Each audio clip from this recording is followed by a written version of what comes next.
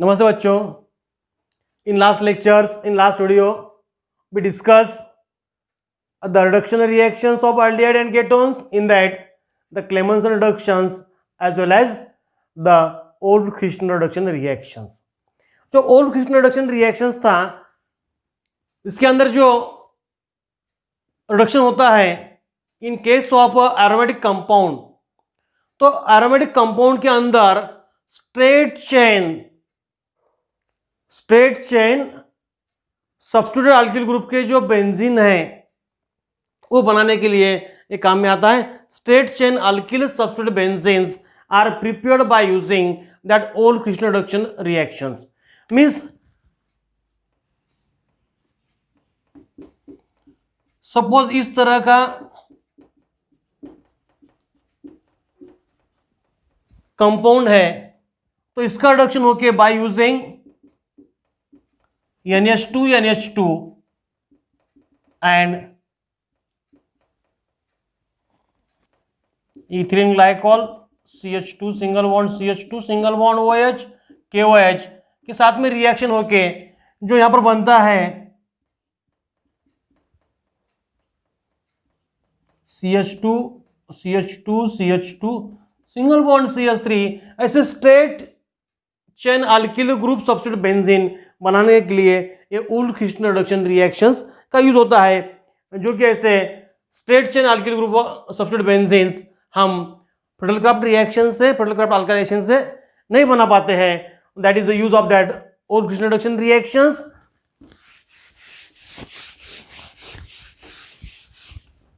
Now we discuss the last reactions from that aldehyde and ketones, electrophilic substitution reactions। electrophilic substitution reaction,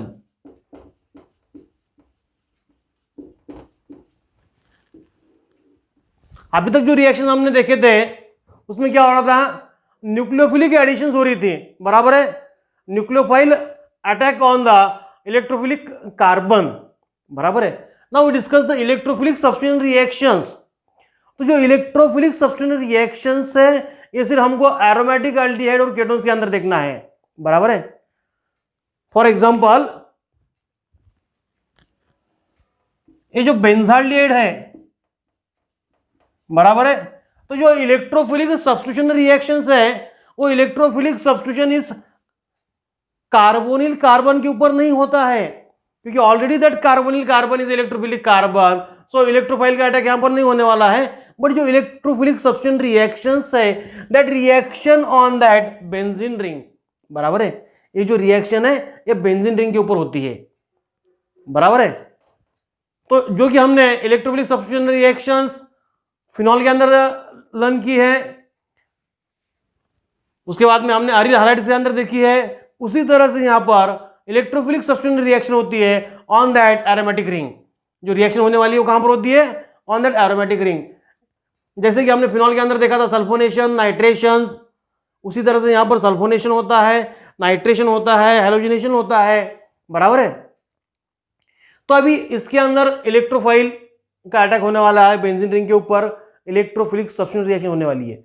but यहां पर ये जो CHO group है, formal group को बोलते हैं, इसे अल्डिहाइड ग्रुप कहते हैं हम इसे, दैट फॉर्मिल ग्रुप और the ketonic group C double bond OR, ये जो ग्रुप है ये ग्रुप है मेटा डायरेक्टिंग।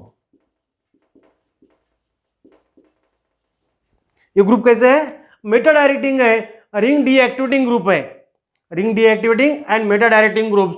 सो आने वाला ग्रुप, इसके अंदर जो आने वाला इलेक्ट्रोफाइल है with respect to that formyl group, with respect to that ketonic group, वो कहां पर आएगा, मेटा पोजीशन पे आता है। सपोज हम इसका नाइट्रेशन देखते हैं। हम नाइट्रेशन कैसे करते हैं, by using nitrating mixtures, concentrate nitric acid in presence of concentrate sulphuric acid साथ आप हीट करते हैं, आप नाइट्रेटिक मिक्सचर आपको पता है। सो यहां पर क्या होता है, it undergoes the electrophilic substitution reactions and then there is formation of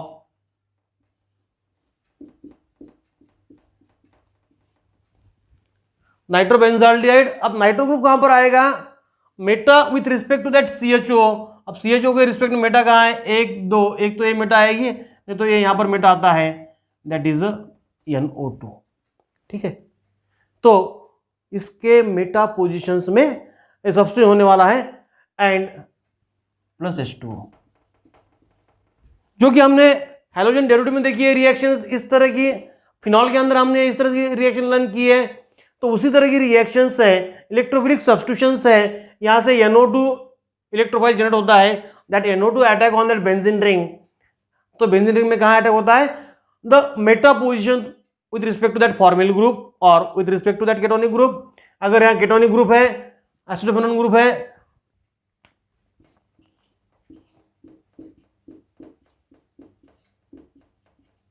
तो इसके भी कहां पर आएगी, यहां पर मेटा पोजिशन पे NO2 ग्रुप आता है, प्लस अगर हम HNO3 कॉन्सेंट्रेट लेते हैं, कॉन्सेंट्रेट सल्फ्यूरिक एसिड के प्रेजेंस में, मींस ए मिक्सचर है, बराबर है, mixture of nitric acid and concentrate sulphuric acid is said to be the nitrating mixture. So whenever that acetophenone is reacted with the nitrating mixtures, तो यहां पर क्या होता है,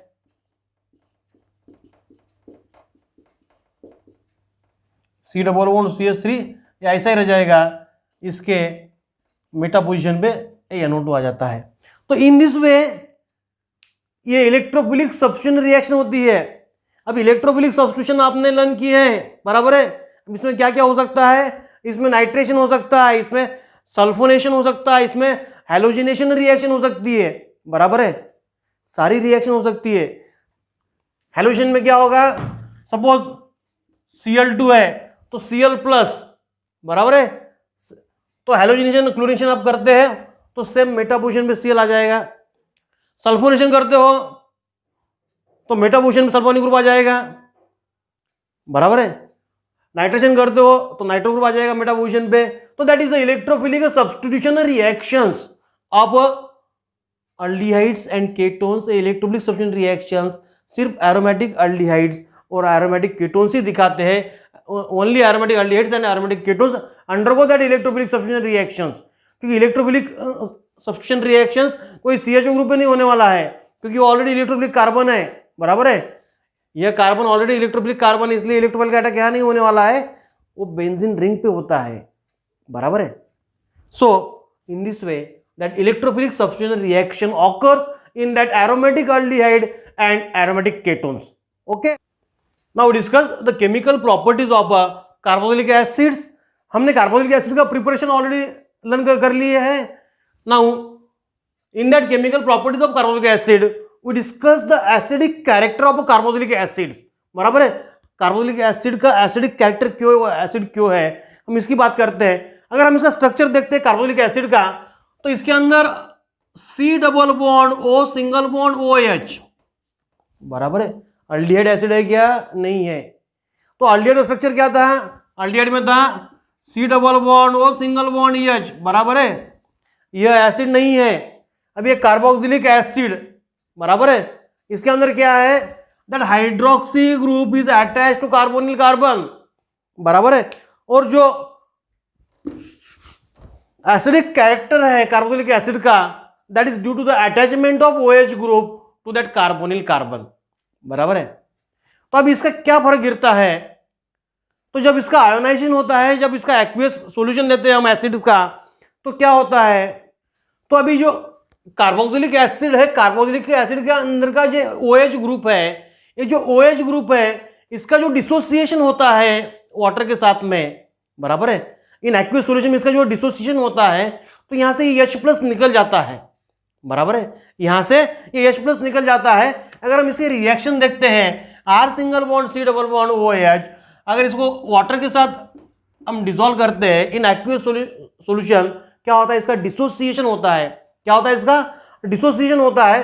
then there is formation of R single bond C double bond O single bond O minus plus that H3O plus, बराबर है। Means यहां से H प्लस निकल जा रहा है, इसीलिए एसिड है। एसिड क्यों है, H प्लस निकल जा रहा है, तो ये H प्लस निकल जा रहा है, बट ये जो एसिड का कॉन्जुगेट बेस जो बनता है, बराबर है, यहां पर जो कार्बोक्सिलेट आयन है, क्या है ये? Carboxylate ion.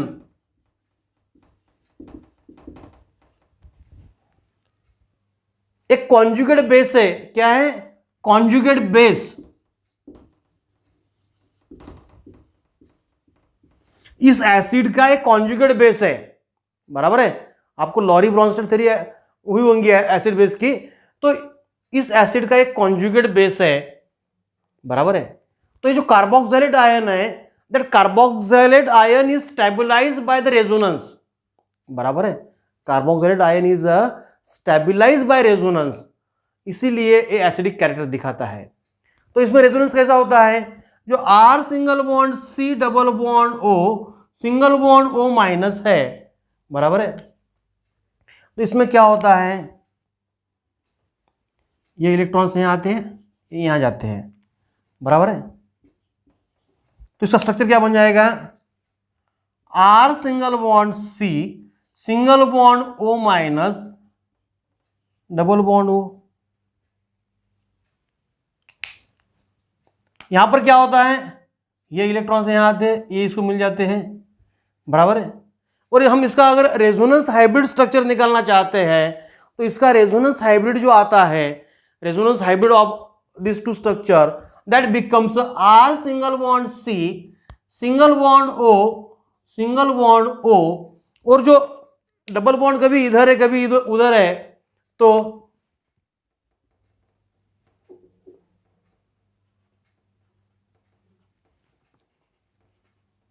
पार्शियल बॉन्ड दिखाते हैं, that carry minus half charge, that carry minus half charge, बराबर है।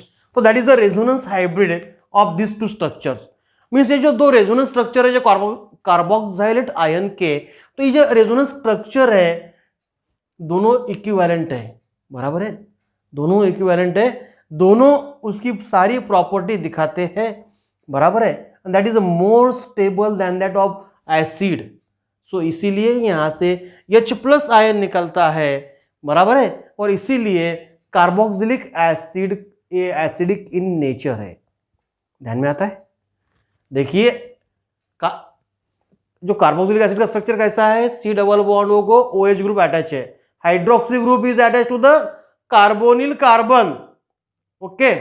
इन दैट कार्बोनिल कार्बन को हाइड्रोक्सी ग्रुप अटैच है। और एसिडिक कैरेक्टर क्यों दिखाता है? whenever that dissolve in water that undergo dissociation reaction, वहां से H+ निकलता है, that H+ abstract by water, और इस तरह से रिएक्शन होती है, और इस कार्बोक्सिलिक एसिड का कार्बोक्सिलेट आयन में कन्वर्जन होता है, that is a conjugate base of that acid, बराबर है। और जितना ये कॉन्जुगेट बेस स्टेबल रहेगा उतना इसका एसिडिक कैरेक्टर ज्यादा रहेगा।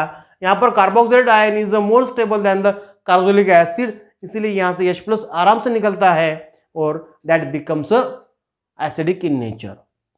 अभी स्टेबल इसके होता है, that is stabilised by the resonance. देखिए इसके दो इक्विवेलेंट रेजोनेंस स्ट्रक्चर बनते हैं, और अगर इक्विवेलेंट रेजोनेंस स्ट्रक्चर है तो उसकी स्टेबिलिटी ज्यादा है, बराबर है। दोनों स्ट्रक्चर देखो, दोनों सेम दिखते हैं आपको, both are the resonating structures of that carboxylate ion, और उसका हम रेजोनेंस हाइब्रिड निकालते हैं, तो इस तरह का उसका रेजोनेंस हाइब्रिड आता है। तो due to that equivalent structure, that conjugate base that carboxylate ion is more stable that about the acidic character of a carboxylic acid, ठीक है। Now what is the numerical parameter to express the acidic strength? Acid की strength express करने के लिए क्या parameter होते हैं हमारे पास? तो आपको पता है, आपने 11th में केमिकल काइनेटिक्स नाम का टॉपिक लर्न किया होगा और केमिकल इक्विलिब्रियम। तो एसिड की जो स्ट्रेंथ है that is express in terms of their dissociation constant K और इन टर्म्स ऑफ pK वैल्यू, बराबर है, और pH। तो ये जो है ये एसिडिक स्ट्रेंथ रिप्रेजेंट करने के लिए जो न्यूमेरिकल पैरामीटर है that is Ka and pK। Ka is a dissociation constant. K क्या है? डिसोसिएशन कांस्टेंट है। कैसे निकालते हैं? सपोज ए एसिड है Ha, it gives a H+ plus A-, बराबर है। तो K क्या आता है इसका? Concentration of this into concentration of this upon concentration of that reactants, बराबर है, दैट इज अ के value.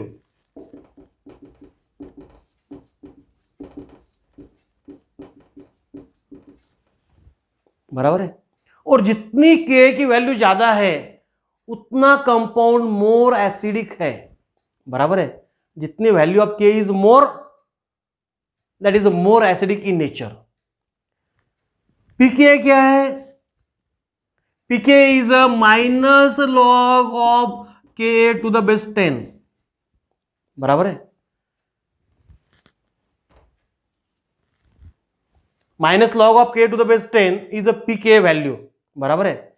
Means that acidic strength are express in terms of K और पीके। के आपको पता है डिसोसिएशन कांस्टेंट कैसे निकालते हैं, आपको पता है। PK is a minus logarithm of that K value. तो पीके जितना ज्यादा उतनी एसिडिक स्ट्रेंथ कम। देखिए के और पीके में क्या डिफरेंस है। के इंक्रीज एसिडिक कैरेक्टर इंक्रीजेस, और पीके में value increases, acidic strength decreases. Means जितना ज्यादा पीके है उतनी उसकी एसिडिक स्ट्रेंथ कम है, बराबर है। जितना पीके वैल्यू कम है उतनी एसिडिक स्ट्रेंथ ज्यादा है। के का उल्टा है, के में जितना वैल्यू ऑफ के ज्यादा है उतनी एसिडिक स्ट्रेंथ ज्यादा है। जितनी वैल्यू के की कम है उतना उसका एसिडिक कैरेक्टर, एसिडिक स्ट्रेंथ कम है। So these are the numerical parameters for expression of these are the numerical parameters for the expression of acidic strength, ठीक है। now influence of electronic effects on acidic strength, देखिए हमने अभी देखा है R single bond C double bond O single bond OH, ये carboxylic acid है, ठीक है। यहां से H प्लस निकल जाता है तो ये बनता है R single bond C double bond O single bond O minus plus that H3O plus, अगर है प्लस H2O है तो यहां पर, ठीक है। इस तरह की रिएक्शन हमने देखी है। Now we see the influence of electronic effects on the acidity of carboxylic acid. Influence of electronic effect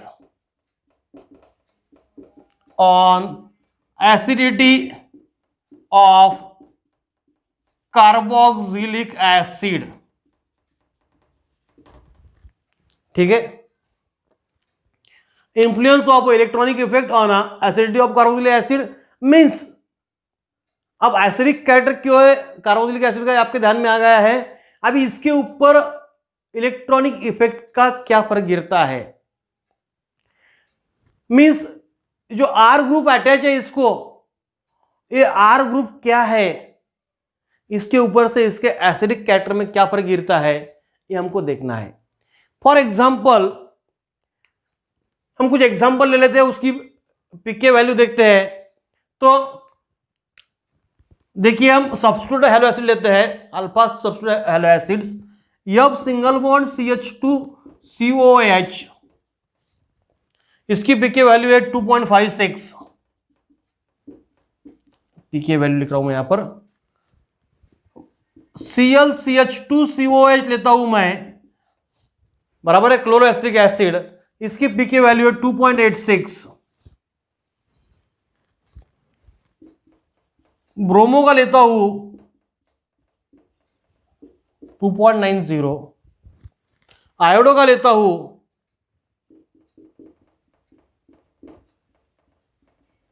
that is 3.18। और एसिडिक एसिड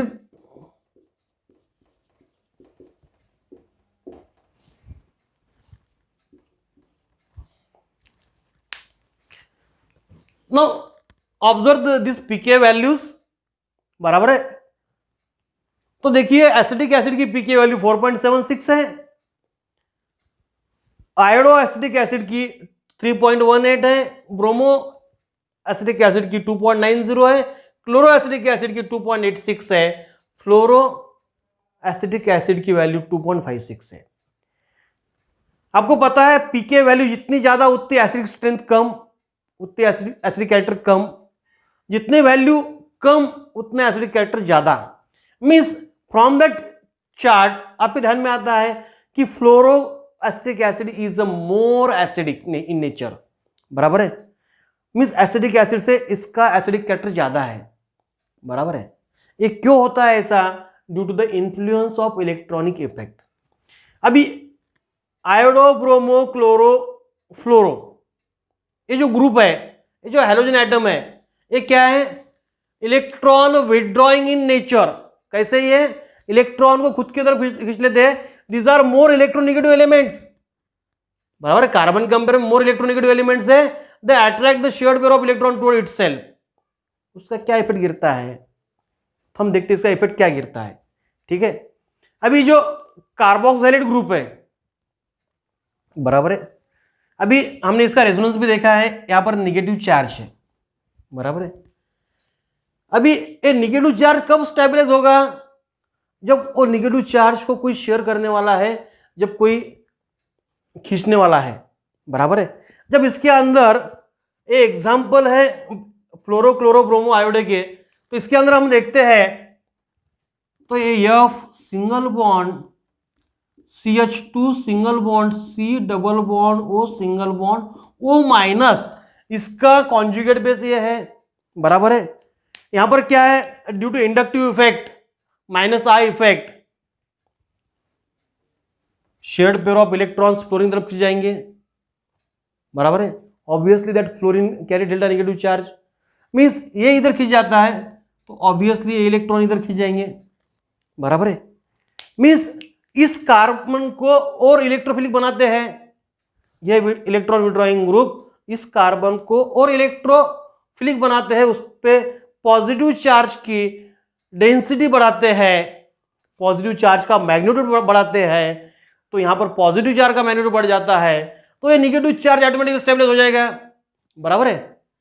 मींस जितना ज्यादा इसका इलेक्ट्रॉन विड्रॉ करने का पावर रहेगा, उतना कार्बोक्सिलिक एसिड का एसिडिक स्ट्रेंथ ज्यादा रहता है, बराबर है। That is the influence of electronic effect. Electronic effect means क्या है? इलेक्ट्रॉन अगर विड्रॉइंग ग्रुप है तो यहां से इलेक्ट्रॉन विड्रॉ होते हैं, इलेक्ट्रॉन विड्रॉ होते हैं तो ऑटोमेटिकली क्या होता है कि ये निगेटिव चार्ज स्टेबल होगा। यानी आपको पता है कि जितना कॉन्जुगेट बेस ज्यादा स्टेबल होता है, जितना उसका स्टेबलाइजेशन ज्यादा, उतना उसका एसिडिक कैरेक्टर ज्यादा रहेगा, ठीक है। अगर ये हम प्लस आई इफेक्ट ले लेते हैं, लास्ट एग्जांपल ले लो CH3COH का, बराबर है। ये CH3 ग्रुप क्या है? इलेक्ट्रॉन डोनेटिंग ग्रुप है, इलेक्ट्रॉन रिपेलिंग ग्रुप है, बराबर है। That push the electron toward that carbonyl carbon. Means in that CH3 single bond C double bond O single bond O minus, अगर हम एक कार्बोक्सिलेट आयन की स्टडी करते हैं तो यहां पर क्या होता है कि CH3 ग्रुप क्या कौन सी इफेक्ट दिखाता है? Plus I effect. क्या दिखाता है? Plus I effect. मींस ये इलेक्ट्रॉन पुश करेगा इस कार्बन को, बराबर है।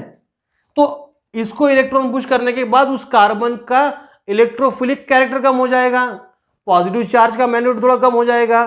मींस इसका पॉजिटिव चार्ज का मैग्नीट्यूड कम हो जाएगा तो ये नेगेटिव चार्ज को बहुत ज्यादा स्टेबलाइज नहीं कर पाएगा, नेगेटिव चार्ज को ज्यादा स्टेबलाइज कर नहीं पाएगा, तो यहां से प्रोटॉन इजीली नहीं निकलेगा, इसीलिए उसका एसिडिक कैरेक्टर कम रहेगा। इसीलिए हम एसिडिक एसिड के सब्स्टिट्यूट के एग्जांपल देखते हैं तो एसिडिक एसिड का पीके वैल्यू सबसे ज्यादा है और सबसे जो विड्रॉइंग ग्रुप है उसका पीके वैल्यू कम है। Is it clear? तो इसी तरह say that is the influence of that fluoro chloro bromo and iodo group on that acidic nature, ठीक है, okay. So that is the influence of electronic effect on the acidity of carboxylic group. If we discuss this example of alcohol, phenol and carboxylic acid, तीनों में ionisation होता है, तीनों का हम ionisation करते हैं, तीनों में से H+ निकलता है, तो क्या होता है, देखिए इसकी हम पीके वैल्यू रेंज देखते हैं अल्कोहल की, दैट इज अबाउट द 16, इसकी अराउंड 10 और इसकी अराउंड 4.5। ये क्या है, पीके वैल्यू। जितनी पीके वैल्यू ज्यादा है उतना एसिडिक कैरेक्टर कम है, पीके वैल्यू कम है, एसिडिक कैरेक्टर ज्यादा है। तो इसका अगर डिसोसिएशन होता है तो क्या बन जाएगा, R single bond O minus बन जाएगा, that is a conjugate base of that alcohol, बराबर है। अभी जो ऑक्सीजन के ऊपर का निगेटिव चार्ज है उसको कौन स्टेबलाइज करेगा, R ग्रुप कैसा है, R ग्रुप कैसा है, that is electron repelling group है, बराबर है।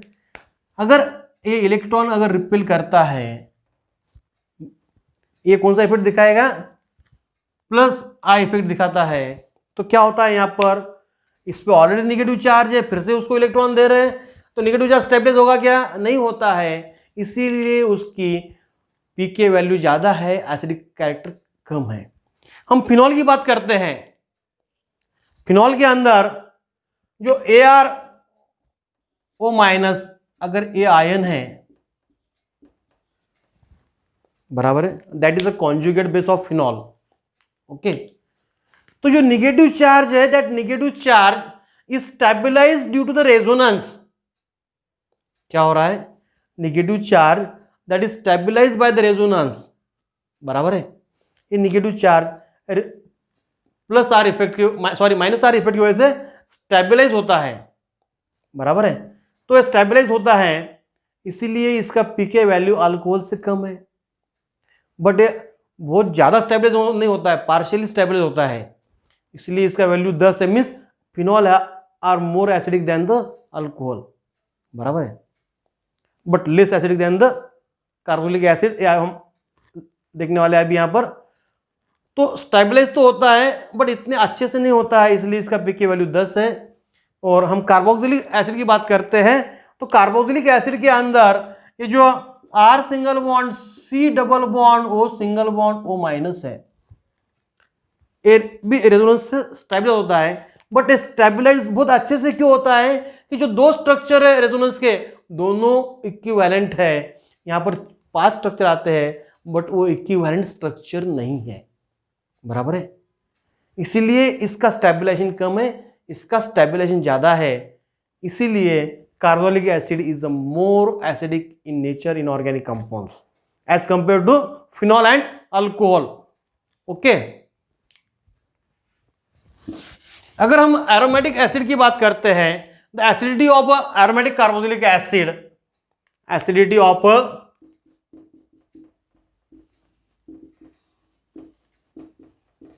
Aromatic carboxylic acid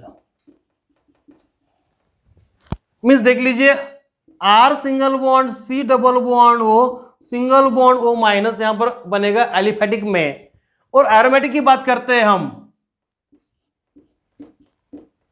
C double bond O single bond O minus, एक कार्बोक्सिलिक आयन है in case of aromatic carboxylic acid and in case of aliphatic carboxylic acid, बराबर है। अभी इसको stabilise कौन करेगा, ए आर ग्रुप, इसको स्टेबलाइज कौन करेगा, ए बेंजीन रिंग, बराबर है। तो यहां पर due to resonance of that ring के रेजोनेंस की वजह से इसका स्टेबलाइजेशन ज्यादा है, इसलिए इसकी पीके वैल्यू है 4.2 और इसकी 4.76। पीके वैल्यू किसकी ज्यादा है, इसकी ज्यादा है, इसकी कम है, इसलिए एसिडिक स्ट्रेंथ इसकी ज्यादा है, बराबर है।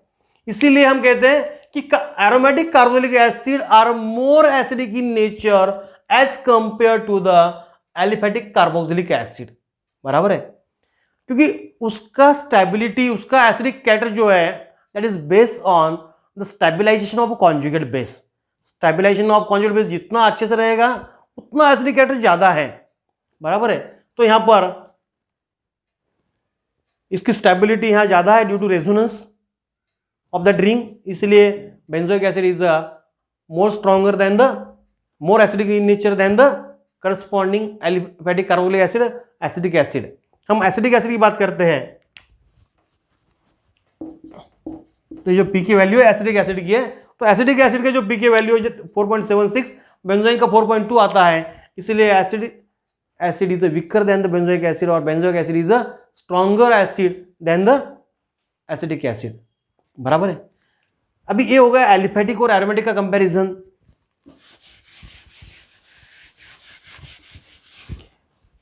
अगर कार्बोक्सिलिक एसिड में, एरोमेटिक कार्बोक्सिलिक एसिड में अगर कोई सब्स्टिट्यूएंट प्रेजेंट है, सपोज यहां पर COH CH3 ग्रुप प्रेजेंट है,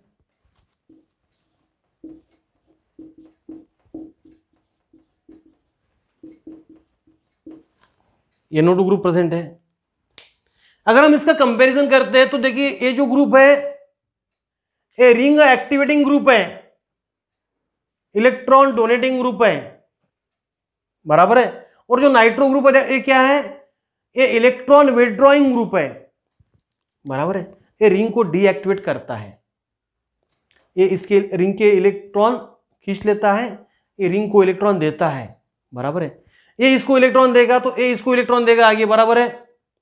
मीन्स क्या होता है कि इस कार्बन की इलेक्ट्रोफिलिक पावर कम हो जाती है, ये इलेक्ट्रॉन खींचता है इसलिए इसका पॉजिटिव चार्ज, इसका इलेक्ट्रोफिलिक पावर बढ़ जाता है. इसका इलेक्ट्रोफिलिक पावर बढ़ने की वजह से इसका कार्बोक्सिलेट आयन मोर स्टेबल होता है as compare to that. Means हम बेंजोइक एसिड की बात करते थे तो बेंजोइक एसिड का पीके वैल्यू 4.2 था, but due to that electron repelling group, due to plus I effect of that group, the pK value of that is 4.4 whereas इसकी value 3.4 आती है. मीन्स इलेक्ट्रॉन विड्रॉइंग ग्रुप की वजह से इसके पीके वैल्यू कम होती है, इसलिए दैट इज मोर एसिडिक. सिर्फ पीके वैल्यू कम होती है इसलिए नहीं, तो पीके वैल्यू क्यों कम होती है, तो इलेक्ट्रॉन विड्रॉइंग ग्रुप है that stabilises the carboxylate ion. इसमें स्टेबल इलेक्ट्रॉन रिपेलिंग ग्रुप है सो डिस्टेबलाइज करेगा. बराबर है. वो स्टेबलाइज करेगा, ये डिस्टेबलाइज करेगा, इसलिए यहाँ पीके वैल्यू बढ़ती है, वहाँ पीके वैल्यू कम होती है, इसलिए यहाँ एसिडिक कैरेक्टर कम होता है, वहाँ एसिडिक कैरेक्टर बढ़ता है in electron withdrawing groups. So that is about the acidic strength of the aromatic carboxylic acids. Okay. Now we discuss the laboratory test for the carboxylic acids.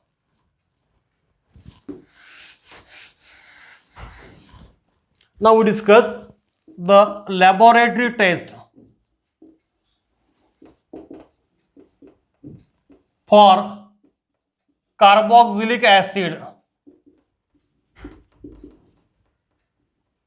तो जो laboratory test है carboxylic acid के इस साल 2020-21 के exam के लिए ये हमारे सिलेबस से निकाल दिए गए हैं.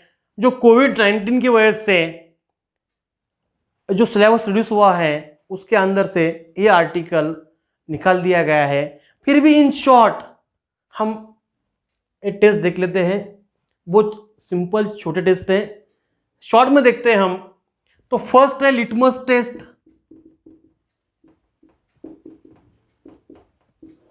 ये आपको क्लास 5-6 से मालूम है. एसिड है तो लिटमस टेस्ट पे क्या करेगा, क्या कलर आता है, ब्लू लिटमस को रेड में कन्वर्ट करता है. अगर इसका हम एक्वियस सॉल्यूशन बनाते हैं, वाटर सॉल्युबल एसिड है, एसिड का लिटमस का नहीं, कार्बोक्सिलिक एसिड का वाटर सॉल्युबल है, कार्बोक्सिलिक एसिड है वाटर सॉल्युबल है, उसका हम एक्वियस सॉल्यूशन बनाते हैं. तो उस एक्वियस सॉल्यूशन में अगर हम ब्लू लिटमस पेपर डिप करते हैं तो उसका कलर चेंज होता है blue to red. That is acidic in nature, that is a test for the carboxylic acids. बराबर है. लिटमस ब्लू का रेड होता है, इसका मतलब वो एसिड है. सेकंड टेस्ट है with sodium bicarbonate NaHCO3. Litmus test acid भी दिखाता है, फिनॉल भी दिखाता है. बराबर है.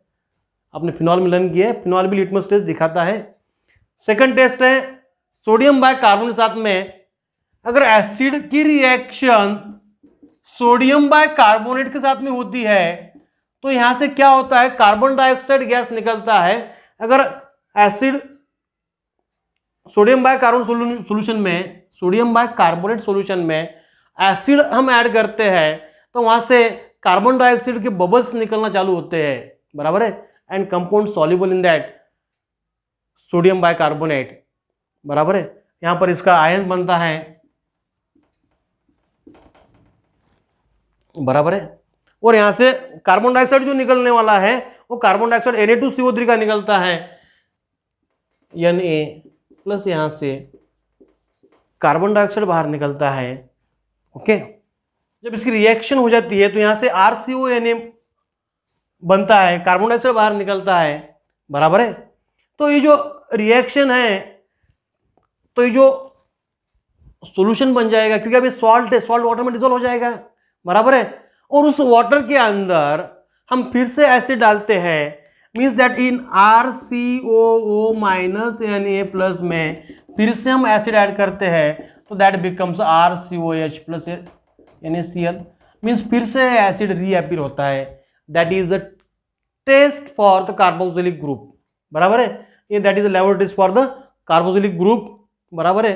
ये आपको प्रैक्टिकल में भी है 12th के, बट थ्योरी में से आपके सिलेबस में इस साल के लिए निकाल दी गई है। सिंपल टेस्ट है, that test with sodium bicarbonate is given only by carboxylic group, phenol नहीं देता है। ये लिटमस की टेस्ट फिनॉल भी दिखाता है, बट ये टेस्ट फिनॉल नहीं दिखाता है। और ester test means formation of ester है। एसिड को अगर हम अल्कोहल के साथ बॉईल करते हैं in presence of H2SO4 acid RCOH plus R-OH की H प्लस में हम इसको वार्म करते हैं तो यहां पर ईस्टर बनता है। If that solution is poured in the solution of sodium carbonate then they having a pleasant smell, fruity smell, बराबर है। इसको 5 मिनट हॉट वाटर में हम गर्म करते हैं in presence of acid, sulphuric acids. यहां पर ईस्टर बनता है R single bond C double bond O single bond O R-, इस तरह का ईस्टर बनता है। और जो बनने वाला ईस्टर है उसका फ्रूटी स्मेल आता है। अगर फ्रूटी स्मेल आता है, अच्छा सा स्मेल आता है, तो इसका मतलब क्या है कि ईस्टर बन गया है। ईस्टर बन गया है मीन्स कार्बोक्सिलिक एसिड है। तो these are the confirmatory test, laboratory test for the carboxylic acids. कौन से टेस्ट है? लिटमस टेस्ट, एसिड दिखाता है, सबको मालूम है, ब्लू लिटमस रेड होता है। सेकंड टेस्ट है with sodium bicarbonate. Sodium bicarbonate solution में हम एसिड ऐड करते हैं, उसमें से कार्बन डाइऑक्साइड के बबल्स निकलना चालू होते हैं और बाद में जो सॉल्यूशन है उस सॉल्यूशन में फिर हम HCl ऐड करते हैं तो कंपाउंड रीअपीयर होता है। इसका मतलब कार्बोक्सिलिक ग्रुप प्रेजेंट है, बराबर है। और लास्ट वाली टेस्ट है जब 1 ml ऑफ एसिड और 1 gram of acid dissolve in 2 to 3 ml of alcohols, और इसे हम हीट करते हैं in presence of mineral acids like H2SO4। 5 minute गर्म पानी में, हॉट वाटर में हम इसे हीट करते हैं तो इसका कन्वर्जन होता है एसिड में, सॉरी इसका कन्वर्जन होता है ईस्टर के अंदर, जिसका कि फ्रूटी स्मेल आता है, बराबर है, ठीक है। तो these are the laboratory test for the carboxylic acids. आपके सिलेबस में इस साल के लिए नहीं है। So we stop here, thank you.